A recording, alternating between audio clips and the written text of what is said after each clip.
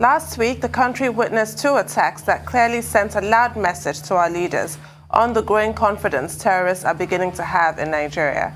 The first was the attack on President Muhammadu Buhari's advance convoy, and the second was an attack on Kuje Correctional Centre in the Federal Capital Territory, where inmates were set free by terrorists. The prison facility is less than an hour's drive from the Aso Rock Presidential Palace. Reacting to the development, after inspecting some of the points impacted by the attack, Buhari expressed disappointment with the intelligence system and utilization. This latest attack on Kuje prison makes it the 9th prison attack the country has witnessed in less than 2 years. The growing insecurity in Nigeria has overshadowed any other issues that requires urgent attention from our leaders. Joining us on the show this morning as we discuss the insecurity in Nigeria and the slow response from the government is Major General IBM Haruna, retired, a former Federal Commissioner for Information and Culture. He'll be discussing the insecurity in Nigeria, especially the Kuje prison break and the slow response from the government on the kidnapped train passengers. Good morning, sir. Welcome to the morning show. Thank you and good morning. Good morning, General, and thank you for joining us. Well, in 2015... Thank you very much. Good morning. In 2015, President Buhari campaigned on 3 platforms, 3 major issues: security, economy, war against corruption. And everyone thought, oh, as a former war hero, former military head of state, that security should be something easy that he will be able to handle. Years down the line, security remains a problem. Kidnapping has gone up. Terrorism remains a challenge. Prisons have been attacked. Trains have been attacked. And yet the military hierarchy talks about architecture, new architecture for security, but nothing seems to be working. Why do you think this is so? And what do you think government still needs to do to address the security challenges we face?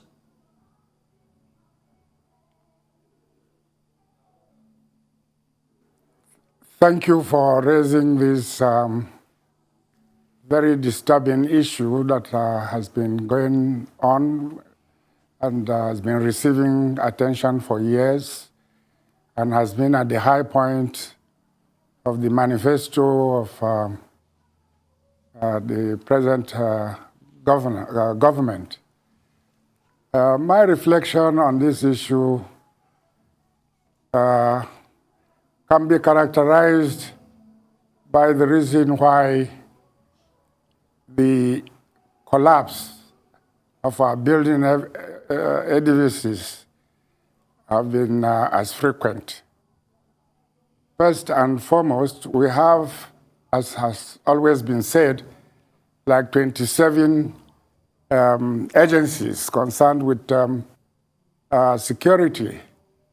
But principally or fundamentally, our Constitution provides the architecture by which our security is meant to be organized and to be operated. But we have gotten into a confusion, like the architects, engineers, and builders have gotten into building high-rise apartments in our country. The provision for security, I hear from most commentators, begin with the failure of the military. But historically, we know that as from early 1960s, when we gained our independence, the primary role of internal security and intelligence is a matter that has been functionally put to the responsibility of the police. And we had inklings of insecurity then, particularly during the elections, which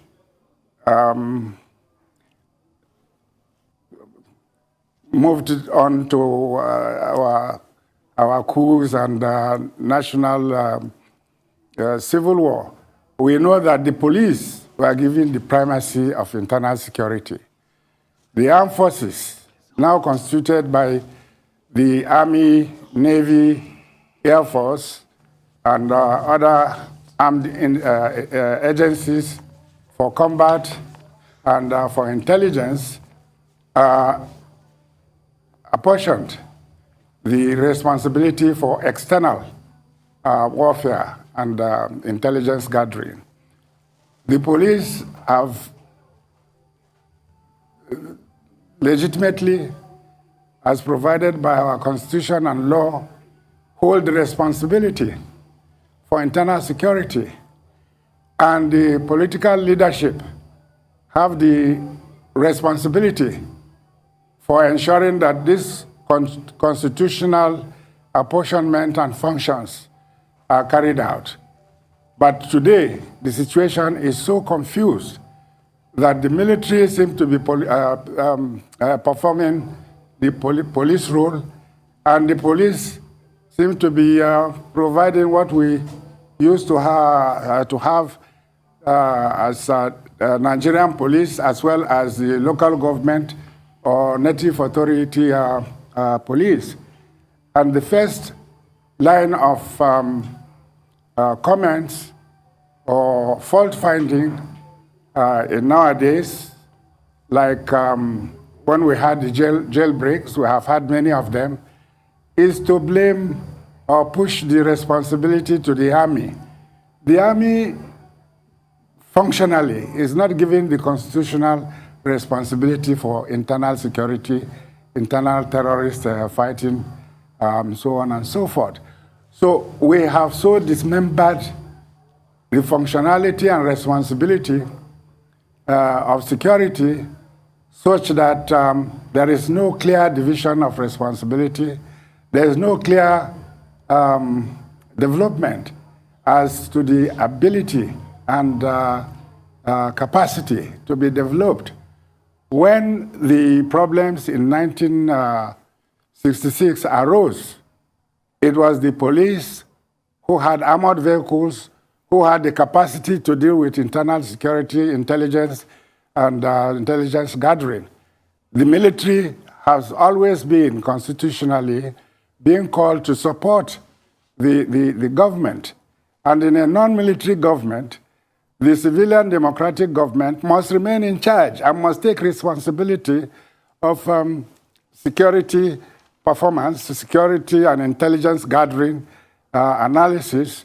But it is not the case now. There is no certainty as who is responsible.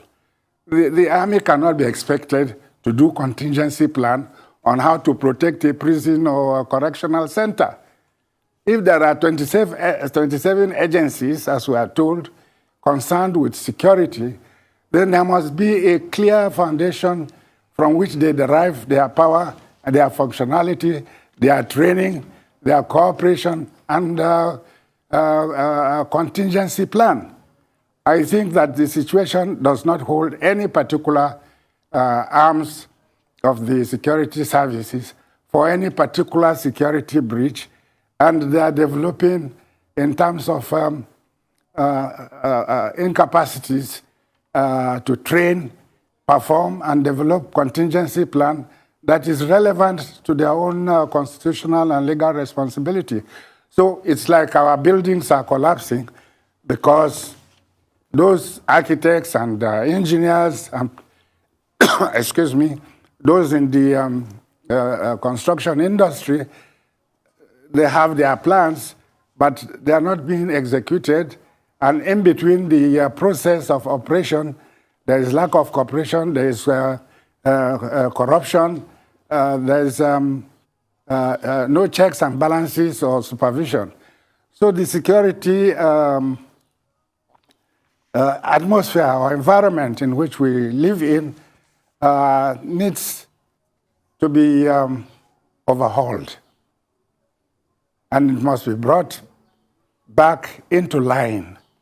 It should be brought back into the proper architecture as set out by the Constitution and by the laws of the country, and by developing capacities of the various agencies to perform in cooperation with the others that operate with them or are called upon to support.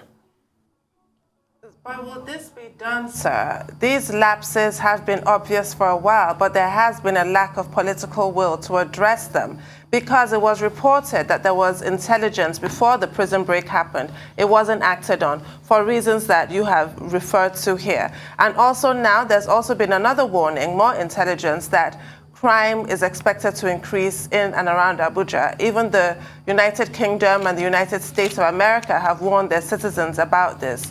What would you like to see happen now that will give you reassurance that proper action is finally being taken? Well, intelligence can be gathered. It can be given. It's like sowing wild oats in the bush. Unless intelligence is properly analyzed, it is properly deduced to be meaningful to operative agents, and that it is given to the proper functional unit, it is like an open broadcast. Everybody knows it, but nobody specifically under his legal function is addressed with the issue to carry out the anti or contingent response. And I think what has been done has been prescribed by various commentators. But talking about political will, whose political will? The political will that has to be demonstrated must come from the government. And if you have a government, it is primarily their responsibility. And if government is so dysfunctional or distorted, or has not allocated responsibility in accordance with the law or in accordance with the Constitution, you will not expect good results. So what has to be done now is to reassess and reconfirm the proper assignment and allocation of functions and duties in accordance with the law, in accordance with the Constitution. And in response, there must be proper competencies and capacities developed in the agencies. But if you assign internal security and response to contingency, to a prison, to the military, you cannot expect it to work, because the other segments whose responsibility it is will find that they are either not trusted, they are not given the capacity, they cannot respond, and they will not cooperate because they are waiting to see if those who are pampered to do what they are supposed to do will be able to do it. So they are in each other's way.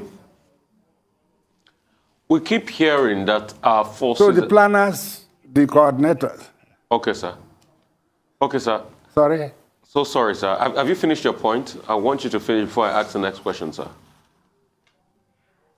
I think I have made the point. Okay, we sir. need to reappraise the architecture, allocate functions properly, train and give capacities to those who are legitimately responsible. You cannot have Navy and police and Air Force doing a police job. We have police. And you cannot decimate the police such that they cannot function and police or coordinate with their other police agencies at different sectors of the constitutional architectural framework. Okay, sir. I'd like to ask about... That's my point. We increasingly hear that there are moles in our security forces. We increasingly hear about complicity. What is going on as regards that? How can we solve that problem? Well, I don't know what is going on, but there is always a mole. Even in the family, there's always a Judas. So your intelligence and assessments and valuation must also include the fact that there are those who are with you and they are fifth columnists. Well, General, I would like to draw attention to an editorial in the Punch newspaper today at page 18. And the Punch newspaper in its editorial is saying need for probe accountability in defense spending. And what the editorial is saying basically is that so much money has been put into defense spending in terms of budgetary allocation for welfare, for arms and ammunition, but that the big problem we have with the counter-insurgency campaign in Nigeria is that there is no accountability, there is no transparency in defense spending. So beyond political will, intelligence, and other matters, if the National Assembly makes money available and we can't see any improvement, what should government do? It's not what government should do, it's how we function. What you have said is not peculiar to defense. What about justice? What about the Federal Inland Revenue and others? Statutorily, we have audits. And if there is transparency and there is audit and accountability, these things ought not to wait until we have gotten to a breaking point like we have done. So it's nothing peculiar investigating defense. Defense alone does not operate the purchasing, the budgeting, and the expenses. These characteristics have run through government agencies. We have had it about the Auditor General, we have had it about the Justice Ministry, we have had it about, name it, NNPC and so on. So it's nothing really special or peculiar because a prison has been attacked.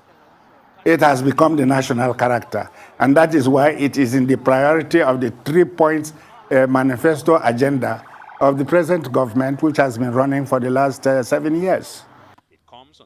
What do you make of reports that Kuje, Kubwa, Buhari, and Gwagwalada have been identified as terrorist safe havens, and the ubiquitous motorcycles? Every terrorist attack, we're told that's the preferred mode of transport, and these motorcyclists have been spotted in these areas, strange faces, strange activities. How should this be addressed before it's too late? How do we actually go about preventing attacks? Well, how it should be addressed is that you should never wait as a government until it is too late. Because motorcyclists being ferried from one part of the country to the other, or nomads going and from one side to the other, or small agents as advanced group of terrorists being planted, doesn't come over as a matter of surprise. There are things that evolve over time. So if over time you have been having intelligence, you have been reading the reports, sometimes most of the intelligence are actually in either newspapers or media. But the functions of those who should interpret events in the light and perspective of their own rules and their function seem to be perhaps not being done properly or well enough, or not carried to their conclusive logical conclusions, is because some other interests have some other objectives and they fail to do what the state ought to do with its agencies to protect the sovereignty of the people. Between 2020... It's the functions of government. Okay. Are you done with your thoughts, sir? Yes. I think I can stop there. It's okay. Never-ending debate about Nigeria. Okay. Between 2021 and now, we've had 9 prison attacks or prison breaks. Is it that we have not learned anything?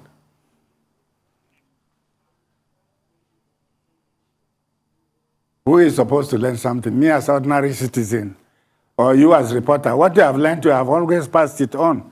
Because there are people who should listen to your programs and comments from citizens like us and deduce what they should do, what is expected of them. You can't tell me intelligence agencies do not know what to deduce from the attack from all the other prisons, and now are best to have organized their planning for contingency response when they appear to reoccur somewhere else. Well, General, what are your thoughts on the ongoing electoral or democratic process, particularly against the background of North-South politics and zoning, and also the latest subject of a Muslim ticket in the APC? Well, my first thought is that the political environment and evolution is coalescing. We are looking for allies, we are coalescing, we are having new bases of alliance, to move forward. So I think it is healthy evolution of our political characteristics. And as long as it is conducted peacefully, it is in accordance with the laws, we are making progress. But there are negative influences which we must move away from. I think religion is one of them that can be used negatively. But basically, we are a sectarian nation. We have freedom of prayers or freedom of religion.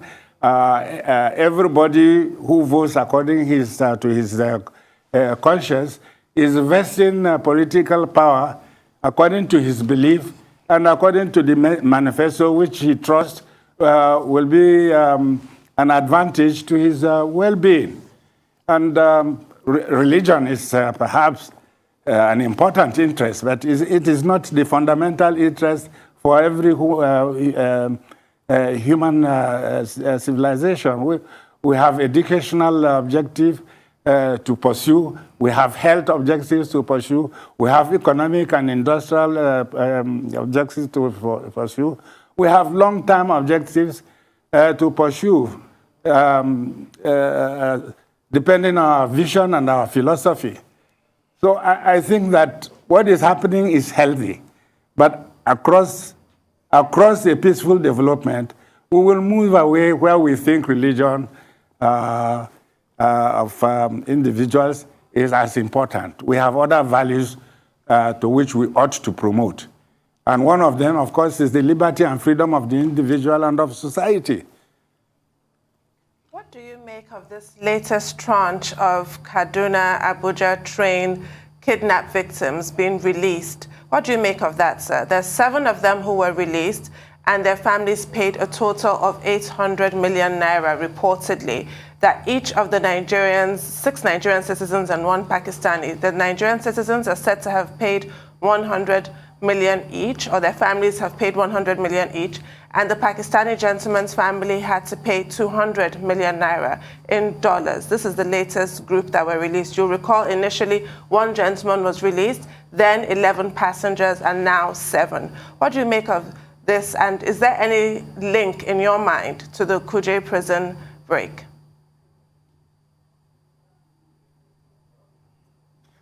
Well, from the reports we are getting and commentaries from the media, they try to link them. But it is an unfortunate situation we have gotten in where government, instead of dealing with criminalities, is negotiating with criminals. So we really don't have what you may call an effective government. If government will be negotiating with criminals as to how to govern or under what conditions they can govern, I think it is unfortunate. But since the security of life and property is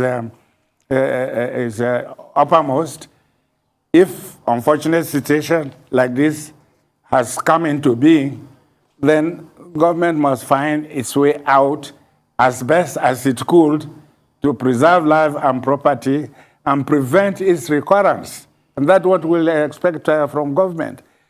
But it is so unfortunate that you know, this has happened, this is the circumstances we are in, and you cannot put back the spilled milk into the bottle. You have to deal with what you have and create a better situation and avoid recurrence.